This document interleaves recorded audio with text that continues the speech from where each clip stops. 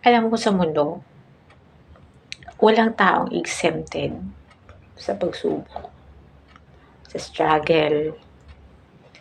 Walang taong na-exempt dun. Ke magaling ka man, ke mahirap ka man, ke mayaman ka man, ke successful ka man, ke ikaw na may pinakamataas na katungkulan, still, you will have that struggle in life. Kanya-kanya lang tayong way of processing ourselves, kanya-kanya lang tayong way ng pagtanggap ng mga sitwasyon at mga trials and experiences na meron tayo sa buhay natin. So, it just matter on how we are strong or kung hindi man tayo ganun ka-strong. Sometimes, things just happen na wala tayong choice but to survive. Ang importante lang doon is paano mo iset yung mindset mo in every situations na meron ka na mangyayari sa buhay mo. All of us is not accepted of failures, diba? All of us is not exempted of, even though how much we tried so hard, diba? So, we cannot really tell what will happen in the future. Kahit na sabihin natin sila yung gagawin nating mundo, dun ikot ang lahat ng buhay natin, we cannot really tell because we cannot hold on to the future. Diba? It's just that siguro i-prepare lang natin ang sarili nating maging strong at all times, and hindi lang tayo talaga mawawala sa focus. Kaso alam nyo, sa totoo lang, pag nasa sitwasyon na kayo na ganun, talaga ang hirap niya during that time na sometimes sa sobrang hirap, sa sobrang sakit, sa sobrang lungkot, alam mo yung ganun na lalo na kung wala kang matakbuhan, you will just embrace yourself on your own. Sometimes the only choice left was to give up, diba? Kaya susuko na lang kaya ako, parang ganun, parang hindi ko na kaya. Pero tell you, this too shall pass. Wala pong emotions na permanente sa mundo. Even yung mga taong mahal na mahal mo sa ngayon, pwedeng bukas makalawa pag-isip mo, wala na. Diba? So, ganun ka complicated ang life minsan. There's a battle between, ano ba to? Kapalaran ko ba to? Or ginusto ko ba to? Or ano ba to? Diba, there are times na talagang hindi mo maintindihan kung why things happen. Pero, make sure after those experiences, sikapin mo sa sarili mo na piliin pa rin maging mabuting tao. Sikapin mo sarili mo na mag-heal ka. Sikapin mo sa sarili mo na ayusin ang buhay mo. Huwag mong sukuan ang sarili mo. Kasi kung everybody will fail you, everybody will cause you hurt, will cause you pain, walang natitira ang karamay mo kundi sarili mo. And all those people who genuinely cared about you and has concerns about you, sila yung matitira sa'yo.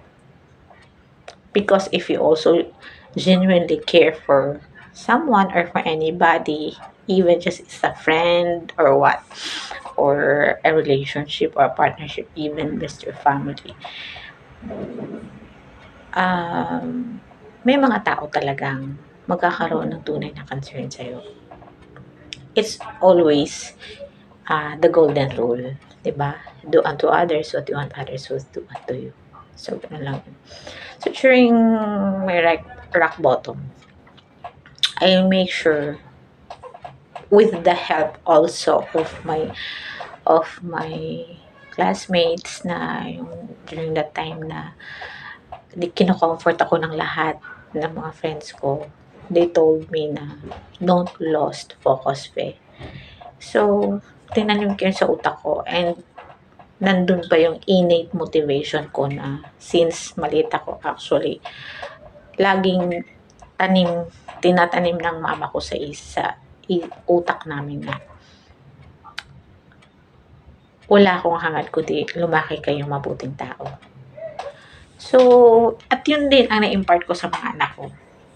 Yun ang in-impart ko sa mga anak ko na hindi ko kailangan ng yaman sa mundo. Although yes, we enjoy the luxury of life. Parte yan ng buhay natin. Pero, kung papiliin ako, I would choose my kids na napalaki ko sila ng tama. Napalaki ko sila mabuting tao.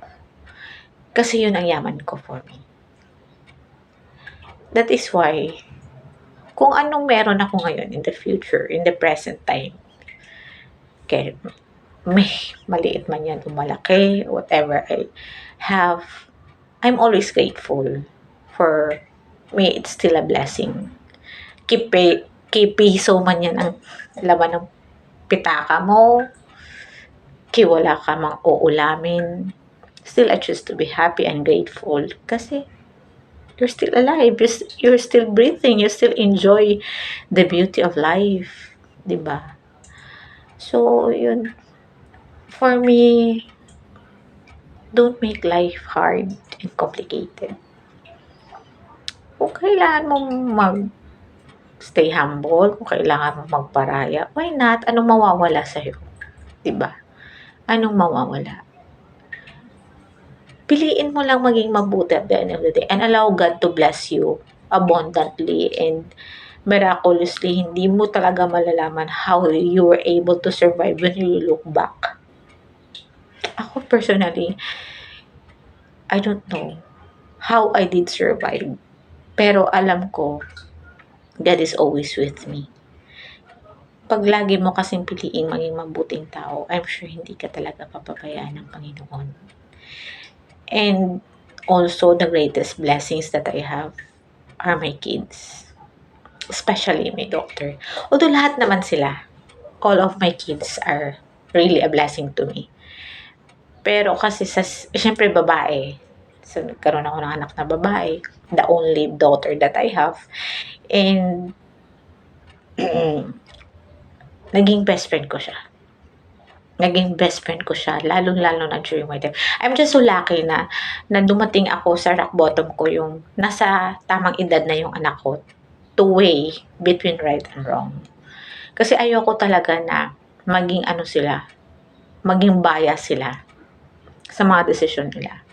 Sinabi ko sa kanila, hindi porket nanay ako, perfecto na ako, hindi ako nagkakamali. I am still a human being and subject to commit mistakes. So, kung may makita kayong mali ko, you can tell me so.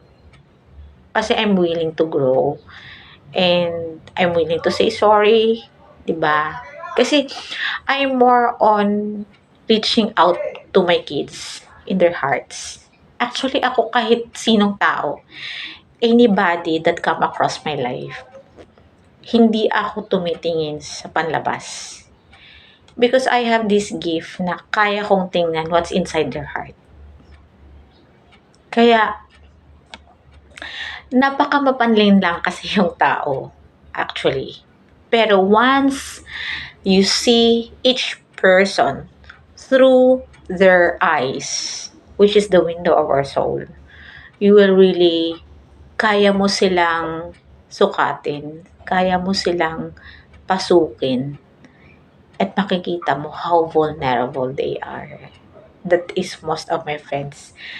That is why most of my friends talaga, once they get to know me better, they will really try to cling to me because alam nila na kaya ko silang mahalin kahit ano't sino pa